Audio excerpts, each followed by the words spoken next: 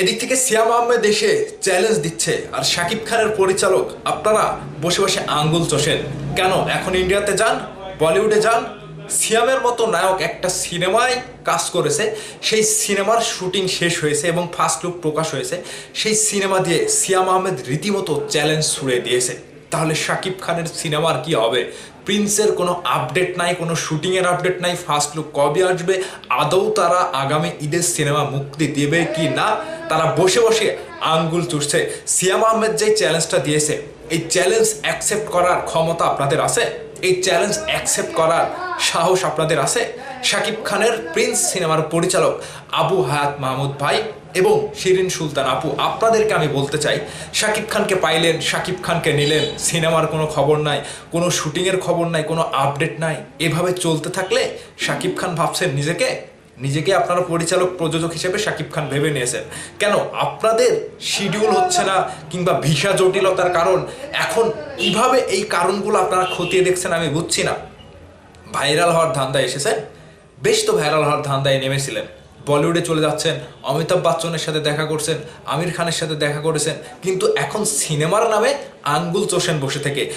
আগামী ঈদের রাক্ষস সিনেমা দিয়ে সিয়াম আহমেদ যে নতুন চ্যালেঞ্জ, ওপেন চ্যালেঞ্জ দিয়েছে যে আপনারা সিট বেল্ট ভালো করে বেঁধে বসে থাকেন, তাছাড়া কিন্তু উড়ে যাবেন। এবং এই যে পপকর্ন হাতে নিয়ে আপনারা রেডি হয়ে যান। সিয়াম আহমেদের মতো নায়কের একটা চ্যালেঞ্জ, এই চ্যালেঞ্জকে শাকিব খানকে দেখতে হচ্ছে চুপিসারে বসে থেকে। ঠিক আজকে কথাগুলো না বললে নয়। শাকিব খানের কোনো পরিচালক কিংবা নতুন যে কয়টি পরিচালক এসেছে, সোলজার বলেন আর প্রিন্স বলেন, প্রত্যেকটা সিনেমার পরিচালকের মাথায় সমস্যা।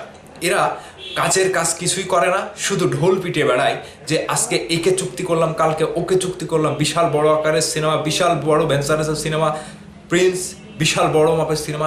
সাকিবিয়ানদেরকে হারাইলে বুঝতে পারবেন টের কত ধানে কত চাল। এবং ভক্তদের যখন এই যে অবস্থাটা, এই যে অবস্থায় ফেলেছেন, ভক্তরা কিচ্ছু পাচ্ছে না। আগামী ঈদে আদৌ কি প্রিন্স মুক্তি দিবেন? সোলজার তো মুক্তি দিতে পারলো না, শুধু গল্পে ফেটে গেল। ঠিক সেই জায়গা থেকে প্রিন্সের ভবিষ্যৎ কিন্তু অন্ধকার দেখতে পাচ্ছি।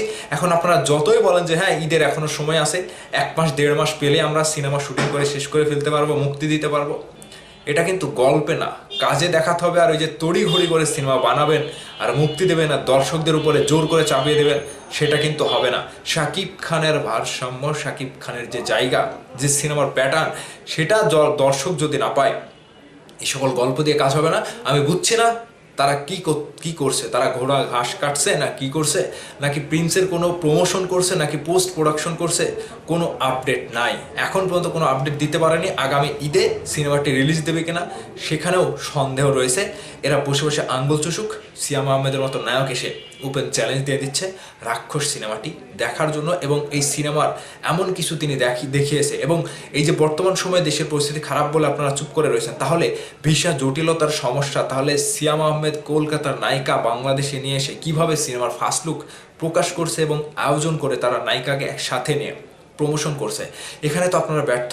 দ্বিতীয়ত কারণ, আপনাদের কাছে যদি ধরতে যাই, আপনারা ঢোল বাজিয়েছেন, নিজেরা ভাইরাল হতে এসেছেন পরিচালক প্রযোজক হিসেবে, কিন্তু কাজের বেলাতে আপনারা জিরো অবস্থানে থেকে শাকিব খানকে পেয়েছেন, নিজেকে শাকিব খান দাবি করছেন, কিংবা নিজে শাকিব খানের মতো একটা অস্তিত্ব লড়াই নেমেও কিন্তু জনপ্রিয়তাকে কাজে লাগাতে পারছেন না। ঠিক সেই জায়গা থেকে প্রিন্স সিনেমার পরিচালক এবং প্রযোজককে বলতে চাই, আপনারা শুধু নিজের ঢোল নিজে পেটালেন, বলিউডে গেলেন, এখানে গেলেন, সেখানে গেলেন, এখন বাংলাদেশ থেকে শুটিং করার জন্য ইন্ডিয়াতে আর যেতে পারছেন না। এটা কাদের ব্যর্থতা? কিন্তু রাক্ষস টিম ঠিকই ইন্ডিয়া থেকে ইন্ডিয়ার নায়িকাকে বাংলাদেশে নিয়ে এসে তারা সিনেমার প্রমোশন করে ফেলেছে এবং আগামীতেও সেটাই করবে। এখন ব্যর্থতা কোন জায়গাতে আপনাদের এবং কমতি আছে কোন জায়গাতে আপনাদের বুঝছে না। সাকিবিয়ানরা খেপলা কিন্তু ছাড় দেবে না, এটা মনে রাখি।